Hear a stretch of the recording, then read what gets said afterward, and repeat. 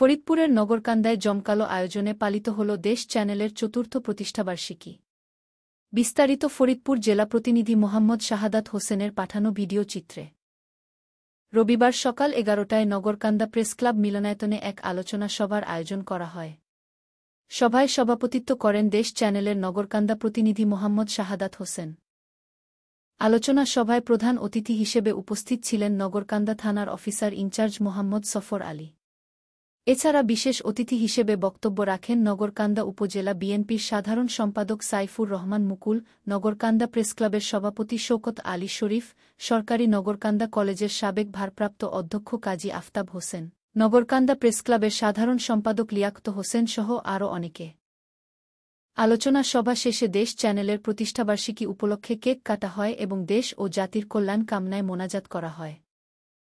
পরবর্তীতে নগরকান্দার Purapara union board অফিসের সামনে এক আলোচনা সভা ও দোয়া মাহফিল অনুষ্ঠিত হয়।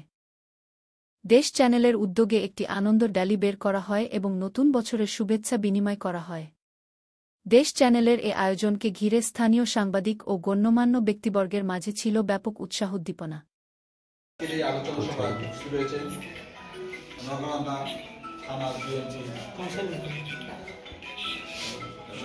সম্মানিত সাধারণ সম্পাদক এবং আমার শ্রদ্ধেয় বড় ভাই সাইফুল ইসলাম মুকুল ভাই উপস্থিত আছেন।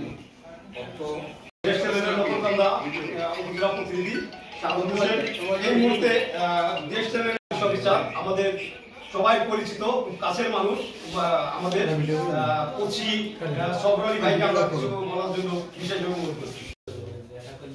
ওইদিকে দেখাও তুমি, এদিকে এই সাইডে আসেন, এই সাইডে আসেন। নিজাম যাও নিজাম যাও নিজাম যাও নিজাম যাও নিজাম যাও